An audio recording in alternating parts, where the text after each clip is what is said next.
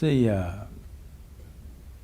for variety of reasons, let me not go beyond this, for variety of reasons, a certain individual could be born with a certain flair, physical flair, mental flair, emotional flair, style. You know, 5-year-old child, one has style, other is clumsy, okay? So the one with the style is not going to become necessarily a fashion thing. Somebody else who seems to be clumsy may grow into something else. Like, you don't know when a woman is pregnant, the child within that womb, whether it's a sage or a sorcerer, nor the woman know. Now, the mother does not know whether she is producing a sage or a sorcerer or what. This is because, I use the word coherence because of modern science is using that word. Who you are here right now, as you sit here, this is physics. Every subatomic particle is in constant contact with everything. What you call as cosmos is living life and it's a live mind. You have captured only one small part of it. If you work with only that one small part of what you have captured, both as life and as intelligence, you will function at a certain level. If you apply yourself to break the barriers of your limitations that you've set for yourself, then there is an intelligence beyond anybody's understanding, beyond anybody's estimate, which is available to you. Once this is available to you, people think you're superhuman. No, this is not about being superhuman. This is about realizing that being human is super. The immensity of being human has not been realized. So we are always making a kind of a mathematical calculation.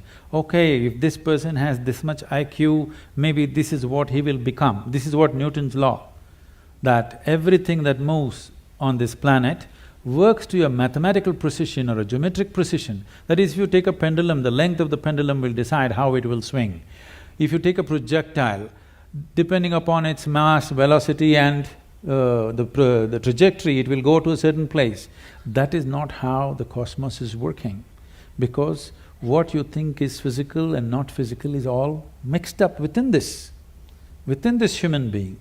The physical self, the psychological self, the emotional self, and who you call as myself, the life within you, the fundamental life process, these are all different dimensions. And the innermost core of who you are, which, because all the other words are corrupted, I'll use the word life or just you, what you call as me.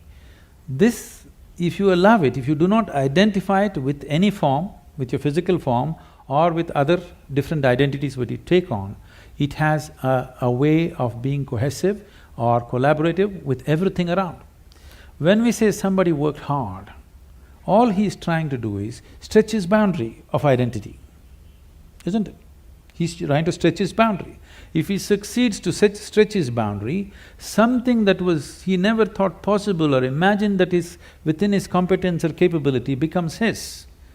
Miraculously, I can show you hundreds of people who come to me, we prepare them for a certain period and then we initiate them. In 24 hours, you will see the shape of their face will change. Genetics are altered in 24 hours' time. You can see the photographic images, they have actually changed dramatically overnight simply because of a certain extension of their identity. So, in the Indian spiritual milieu, see, when you say spiritual, we must understand this. This is not about looking up or looking down. When we say spiritual, we are talking about transcending the limitations of physical. So right now, the physical is here as if it's a solid entity in people's experience.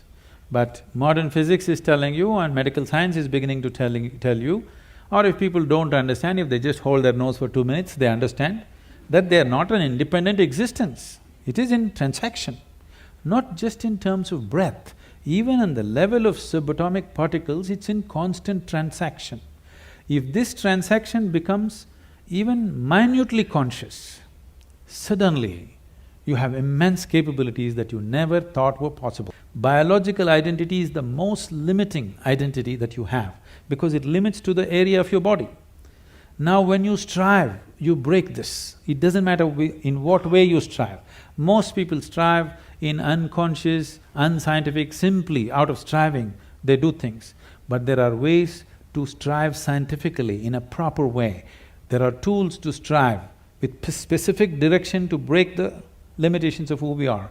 If you break this boundary, the subatomic particles are transacting, the intelligence is transacting, only you're missing the whole game.